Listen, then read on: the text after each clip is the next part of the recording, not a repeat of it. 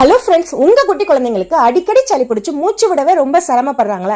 இந்த மெத்தடை ட்ரை பண்ணி பாருங்க, ரொம்ப யூஸ்ஃபுல்லா இருக்கும். ஸோ அதுக்காக கற்பூரவல்லின்னு சொல்லக்கூடிய ஓமவல்லி இலைகளை நல்லா அலசி எடுத்துக்கிட்டேன்.